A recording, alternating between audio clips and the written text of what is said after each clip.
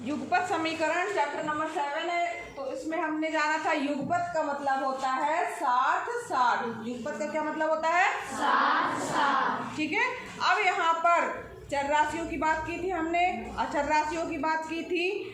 आ से अंक, आ से अचर। ठीक है, आ से अंक, आ से अचर।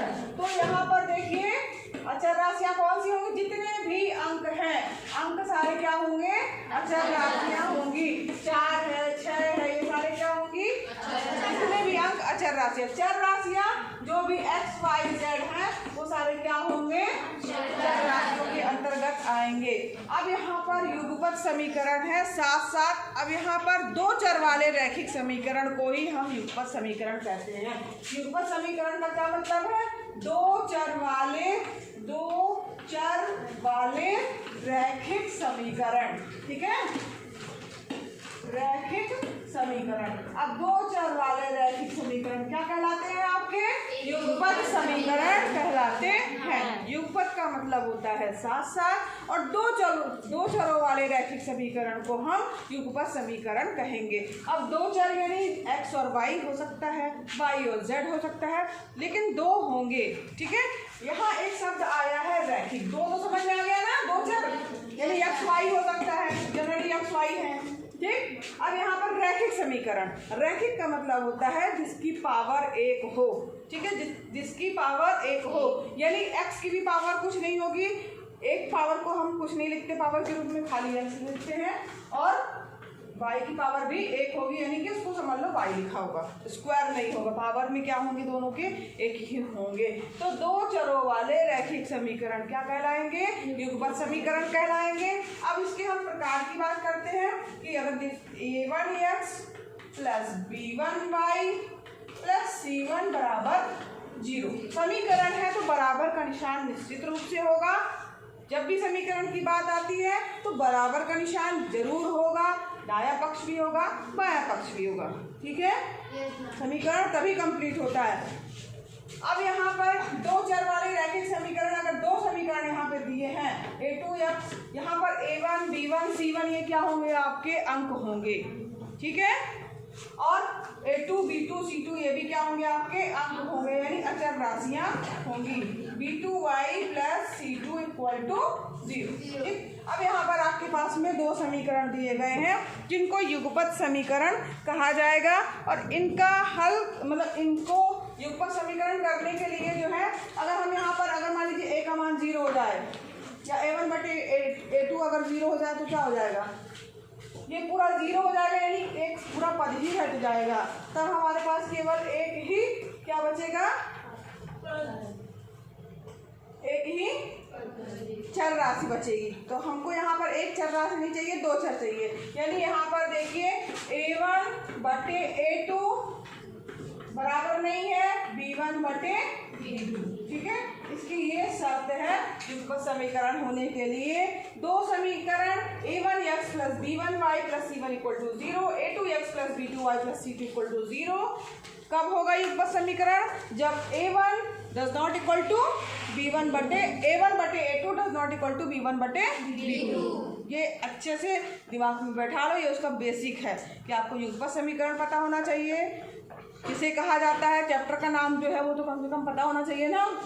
अब कोई बोलेगा युगपत समीकरण पढ़े हो, बोलोगे हाँ चैप्टर तो था, फिर पूछेंगे कि क्या होता है युगपत समीकरण, किसी को कुछ नहीं पता। तो दो चरों वाले रैखिक समीकरण युगपत समीकरण कहलाएंगे। ठीक है, अब यहाँ चर राशि अचर राशि आपको पता चल गई है। दो चर x और y हैं, जनरली हम लेके चलते हैं, और a1x plus b1y plus c1 equal to 0 और a2x plus b2y plus c2 equal to 0 दो जो है समीकरण है, दो अज्ञात चर वाले। ठीक है, इनको क्या कहा जाएगा? युगपत समीकरण कहा जाएगा। कब? जब a1 upon a2 does not equal to b1 upon b2। सबको समझ में आ गया? अब देखो ये चैप्टर जो है 7A जो है हम लोग इसको हल कर किए हैं। प्रश्न नंबर 1, 2, 3, 4 इसकी पहली है ना, 4 जो है प्रश्न हम लोग हल कर चुके। 5वें से आज हमें हल करना है इसका 5वां क्वेश्चन जो है हम लोगों को हल करना है। 4 नंबर के क्वेश्चन जो है इसके पहले हम लोग हल कर चुके हैं। ठीक है, चलिए 5वें प्रश्न से करते हैं।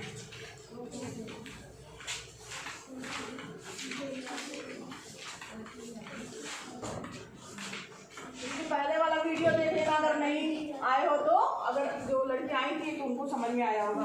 अब यहाँ 5वें प्रश्न से हम हल कर रहे हैं। 5वें का पहला क्वेश्चन दिया है, आपको हल करना है x minus y equal to 3 दिया है और इसी के साथ दिया हुआ है क्या, इसको समीकरण मान लो 1 मान लो, और दूसरा समीकरण दिया है 1/2x plus 1/2y equal to 6। ठीक है, इसको मान लीजिए आप समीकरण नंबर क्या है 2। ठीक, अब इनको जो है क्या करना है, आपको हल करना है। अब यहाँ पर हल करने की विधि जो है, ये जो युगपत समीकरण हो इनको हल करने की जो है जो विधियाँ हैं उसमें जो मेन है वो विलोपन विधि है और प्रतिस्थापन विधि है। ठीक है, विलोपन विधि और प्रतिस्थापन विधि है। और इसको कैसे हल करना है वो जो है, इसके पहले हम लोगों ने प्रतिस्थापन विधि से क्वेश्चन नंबर 4 के प्रश्न किए हैं। अब यहाँ पर हम देखो सबसे पहले देखेंगे कि विलोपन विधि का हम यूज करेंगे। ठीक, अब यहाँ देखिए सेकंड नंबर का जो समीकरण है इसको अगर आप आगे हल करेंगे तो x प्लस वाई, अब यहाँ दोनों में बटे है ना 1/2 1/2 तो ये कॉमन हो जाएगा बराबर 6, तो यहाँ पर हो जाएगा x प्लस वाई बराबर 6/2 यानी 12। ठीक है, ये आपका समीकरण नंबर 2 हो गया। समझ आ रहा है? ठीक, अब यहाँ पर इसको 2 नहीं करो, इसको आगे हल करने के बाद तब 2 करना। अब यहाँ पर देखिए, यहाँ पर x माइनस वाई बराबर 3 है और x प्लस वाई बराबर समीकरण 1, x minus y x plus y. अब यहाँ पर अगर हम इन दोनों को जोड़ दें तो y y क्या हो जाएंगे, आपस में कैंसिल हो जाएंगे क्योंकि एक प्लस में है एक माइनस में है। तो समीकरण 1 में 2 को जोड़ने पर ठीक है। अब ये तो ये आगे हल किया हुआ 1/2 लिखा हुआ। अब जोड़ेंगे तो क्या हो जाएगा, यहाँ से देखिए x minus y equal to 3 और x plus y equal to 12। ठीक है, ये हमारे पास समीकरण 1 और 2 दिया है और इसको हमने क्या किया है, प्लस किया है। ठीक, अब यहाँ पर देखिए y y क्या हो जाएंगे कैंसिल, 2x बराबर क्या हो जाएगा 12 3 15। ठीक, x बराबर क्या हो जाएगा 15/2। आप 15/2 भी आंसर के रूप में लिख सकते हैं और दशमलव में इसको लिखना चाहें तो 7.5। ठीक, आप आंसर देख लीजिए जरा, केस में आ रहा है दशमलव में आ रहा है कि बटे में आ रहा है। आंसर देखिए दशमलव में भी लिख सकते हैं और बटे में भी लिख सकते हैं। जनरली बटे में जो है हम नहीं लिखेंगे दशमलव में, क्योंकि इसलिए या तो इसको भिन्न के रूप में लिखेंगे, मिश्र भिन्न के रूप में। ठीक, और या तो फिर जो है इसको दशमलव के रूप में लिखेंगे। सबको समझ में आ गया? अब यहाँ देखो x का मान हमें मिल गया, x बराबर क्या आ गया 7.5। x का मान कितना आ गया, x बराबर 7.5 या 15/2। अब यहाँ पर जब एक मान प्राप्त हो जाएगा तो कोई भी इन दोनों समीकरण में से एक x का मान जो है रख देंगे। अगर x का मान प्राप्त हो रहा है, अगर y का मान प्राप्त हो रहा है तो y का मान रख देंगे, दूसरे जो अज्ञात राशि है उसका मान हमें ज्ञात हो जाएगा। तो समीकरण 1 में, इसके बाद नीचे हल करिएगा, समीकरण 1 में x का मान रखने पर अब यहाँ पर x का मान रख दीजिए। तो यहाँ जब x का मान रखेंगे, x का मान क्या है 15/2 माइनस वाई बराबर 3। तो y बराबर क्या, इसको y को सिर्फ लेके जाएंगे तो क्या आ जाएगा 15/2 माइनस 3 बराबर y। तो 3 इस तरफ आएगा तो माइनस हो जाएगा और माइनस y इस तरफ जाएगा तो प्लस हो जाएगा। समझ में आया सबको? देखो समीकरण 1 में x का मान हम रख रहे हैं, तो x का मान हमने लिया 15/2। ठीक, इसको हल करने में आसानी होगी इसलिए हमने लिया है, वरना 7.2 भी आया, 7.2 भी आप लिख सकते हैं। 7.2 माइनस 3 करेंगे तो दशमलव में आंसर आएगा, वो भी वैसा भी कर सकते हैं। 7.5 मान लीजिए रख लीजिए। ठीक, 7.5 में से 3 घटाएंगे, चाहे 15/2 करिए चाहे 7 मान लीजिए। अगर हम यहाँ पर इसकी जगह पर हमने क्या रख दिया 7.5। ठीक, इसकी जगह पर हमने क्या रख दिया 7.5। अब 7.5 में से हटाओगे तो y बराबर क्या जाएगा, y बराबर 7.5 माइनस 3। तो y का मान कितना जाएगा, 7 में से 3 गया 4, तो 4.5। ठीक है, तो y का मान देखिए 4.5 आ रहा है। तो यहाँ पर 4.5 5 y का मान ज्ञात हो गया। बटे भी रख के कर सकते हैं, नहीं तो आप सीधे जो है जो दशमलव में अगर आप लेके चल रहे हैं तो दशमलव जो है आप लेकर के उसमें घटा देंगे। इस तरीके से आपने क्या किया कि इसमें एक जैसे पद जो थे वो अगर मान लीजिए हमको x को मान लीजिए घटाना है तो आप यहाँ पर घटाएंगे तो x माइनस एक्स हो जाएगा, ये प्लस है तो माइनस हो जाएगा, तब यहाँ पर -2y आ जाएगा। ठीक है, तो जोड़ना या घटा करके जो है इस तरीके से हम इसमें एक का मान हमें ज्ञात हो जाता है और उसके बाद फिर हम उसी को जो है एक जो दो समीकरण है उसमें से किसी भी एक में रख करके दूसरी अज्ञात राशि का मान ज्ञात कर सकते हैं। सबको समझ में आया? नोट करिए। अब इसी तरीके से आपके दूसरे और प्रश्न हैं, आप इसमें से आप कौन सा करिएगा? 3rd नंबर का क्वेश्चन कर लीजिएगा। ठीक है, 5वें का 3rd नंबर आपका होमवर्क हो गया। ठीक, अब यहाँ पर 6वें में आइए। 6वें का पहला क्वेश्चन दिया है x plus y equal to 3 और x minus y equal to, इसको समीकरण नंबर 1 दीजिए। दूसरा समीकरण क्या है? x minus y equal to 1। ठीक है, तो यहाँ पर इसको समीकरण नंबर 2 दे दीजिए। इसमें से तो कुछ नहीं करना है आपको, सीधे सीधे x plus y x minus y दिया है तो आप यहाँ पे क्या करेंगे? समीकरण 1 में समीकरण 2 को जोड़ने पर, समीकरण 1 में समीकरण 2 को जोड़ने पर, समझ में आ रहा है?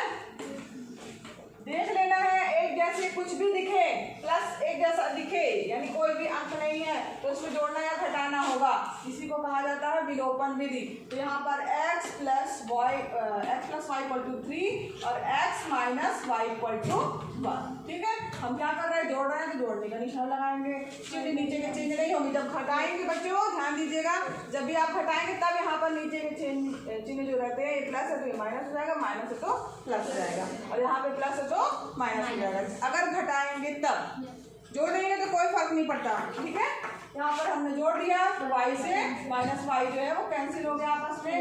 क्या हुआ? x प्लस एक्स 2x बराबर 3 और 1 4। x बराबर कितना आ गया? 4/2। 2 एकम 2, 2 दूनी 4। x बराबर क्या आ गया आपका? 2। x का मान हमें ज्ञात हो गया, x बराबर 2। ठीक है, अब यहाँ पर किसी भी एक समीकरण में आप x का मान रख देंगे तो y का मान ज्ञात हो जाएगा। अब इसी के आगे लिखिएगा, समीकरण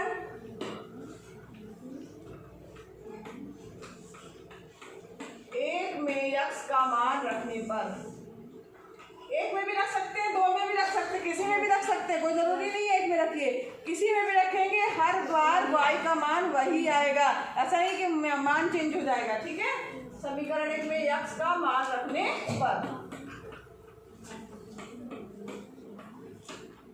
तो यहाँ पर समीकरण 1 में x बराबर 2 रखा, 2 धन y बराबर 3, तो y बराबर क्या हो जाएगा? 3 माइनस 2, तो y बराबर क्या आ जाएगा? 3 में से 2 गया 1, तो y का मान हमें क्या प्राप्त हो गया?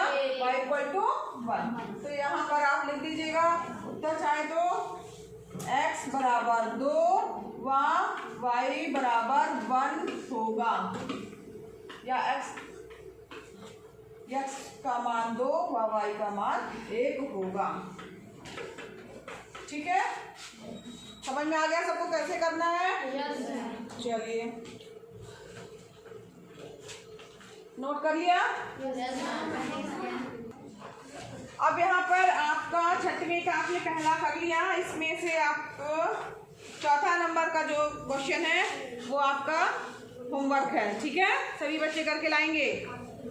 ठीक, कल चेक करेंगे हम। 7वां जो है क्वेश्चन, इसका 7वां प्रश्न हम देखते हैं। 7वां प्रश्न क्या है, उसको कैसे हल करना है। यहाँ पर हल भी करना है और उत्तर की जांच भी करनी है। तो यहाँ पर 7वां क्वेश्चन का पहला है, बात मत करिए, 2x minus 3y equal to 13। ठीक है, और इसका सेकंड वाला जो है दिया हुआ समीकरण 7x minus 2y equal to 20। ठीक, यहाँ इसको फर्स्ट समीकरण 2 दे दीजिए, इसको समीकरण नंबर 1 दे दीजिए। ठीक है, अब देखो यहाँ पर कुछ अलग दिख रहा है। क्या अलग दिख रहा है कि यहाँ पर आपको एक जैसे दिख ही नहीं रहे, ना x एक जैसा है ना y एक जैसा है। ठीक है, तो अब हमें करना क्या होगा, हमें एक जैसा बनाना होगा। एक जैसा बनाना होगा तो कैसे बना सकते हैं? अब मान लीजिए यहाँ पर मान लीजिए हमने y लिया, ठीक। अब y को जो है एक जैसा मान लीजिए हम बनाना चाह रहे हैं, तो ऊपर वाले इसमें जो है क्या करेंगे, 2 और 7, ये या तो इस दो चीजें हैं, या तो x को एक जैसा बना लें या तो y को, ठीक। तो मान लीजिए अगर हम x को बनाना चाहते हैं तो यहाँ पर 2x है, यहाँ पर 7 है, तो इसमें अगर हम 7 का गुणा कर दे और इसमें 2 का गुणा कर दे तो दोनों एक जैसे हो जाएंगे, ठीक है। ऐसा कर सकते हैं।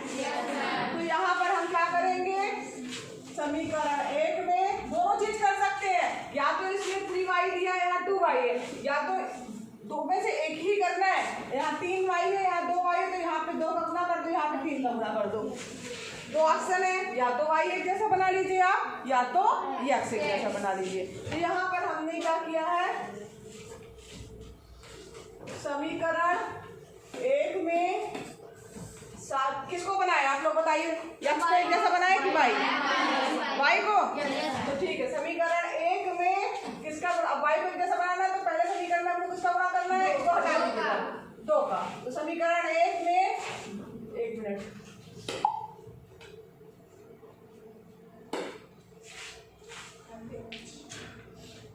एक में 2 का वाह, समीकरण 2 में किसका गुणा करना पड़ेगा, 3 का गुणा करने पर,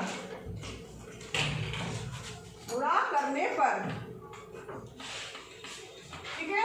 अब समीकरण 1 में आप क्या करेंगे, 2 का गुणा करेंगे और समीकरण 2 में 3 का गुणा करेंगे, ठीक है। अब यहाँ समीकरण 1 में आप करिए 2 का गुणा, तो क्या आ जाएगा, 2 गुणे 2 यानी 4x माइनस 3 दूनी 6 और 13 गुणे 2 करेंगे कितना आएगा, 26। अब इसमें भी आप क्या करिए, 3 का गुणा करिए, 7 त्रिक 21 और यहाँ 3 गुणे 2 माइनस 6y बराबर 20 गुणे 3 60, ठीक है। अब यहाँ पर देखिए आपको ये दो समीकरण जो प्राप्त हुए हैं इसमें एक जैसा कुछ दिख रहा है, y चिन्ह एक जैसे हैं। अब क्योंकि माइनस माइनस चिन्ह है तो वो अगर हम प्लस कर देंगे तो दोनों जुड़ जाएंगे, तो अब हमें यहाँ पे क्या करना होगा, घटाना होगा, ठीक है। यहाँ पे घटाने का चिन्ह लगाएंगे। अब यहाँ पर जब घटाने का चिन्ह लगाया जाता है तो नीचे वाले जितने भी चीजें हैं वो सारे के जो है चिन्ह चेंज होंगे। यहाँ प्लस में किसके आगे कुछ नहीं लिखा है, इसका मतलब प्लस है, तो ये क्या हो जाएगा माइनस, ये माइनस है तो ये क्या हो जाएगा प्लस, यहाँ प्लस है तो यहाँ क्या हो जाएगा माइनस। समझ में आ रहा है सबको?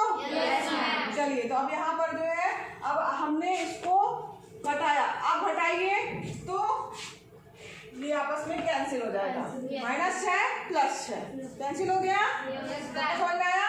माइनस 21 और 4 दिया है, माइनस 21 में से 4 जो है जोड़ेंगे या माइनस, इसको ऐसे करिए माइनस 21 और प्लस 4, तो यानी कि 21 में से 4 घटेगा और चिन्ह क्या आएगा माइनस, क्योंकि बड़ी बड़ी संख्या के आगे माइनस का चिन्ह लगा है। 21 माइनस 4 करेंगे कितना आएगा 17, तो यहाँ पर क्या हो गया माइनस 17x बराबर, अब यहाँ पर 60 माइनस 60 बड़ा है ना तो ऊपर लिखेंगे और 26। अब यहाँ पे इसको घटाइए कितना आ रहा है माइनस 34, माइनस क्यों आया, क्योंकि माइनस वाली संख्या जो है वो बड़ी है, ठीक है। यहाँ तक सबको समझ में आ रहा है। तो यहाँ पर क्या हो गया माइनस 34, तो x बराबर क्या हो जाएगा माइनस 34 बटे माइनस 17, समझ में आया। चलिए, अब यहाँ पर माइनस 34 और माइनस माइनस पहली बात तो माइनस चिन्ह कैंसिल हो गया आपका, समझ में आया। 17 एकदम 17, 17 दूनी, तो x का मान क्या हो गया आपको, x इक्वल टू 2, x का मान क्या प्राप्त हुआ आपको, समझ में आया सबको। चलो, अब ऐसे ही करना है, किसी को भी एक जैसा बनाना है तो यहाँ पर या तो x को बना लीजिए या तो y को बना लीजिए। अब देखिए दोनों में किसका गुणा करना है, कोई सा भी आप कर सकते हैं, दोनों चीजें मैंने बता दी। ये आपका रफ वर्क था, इसको आप इरेज कर दीजिए।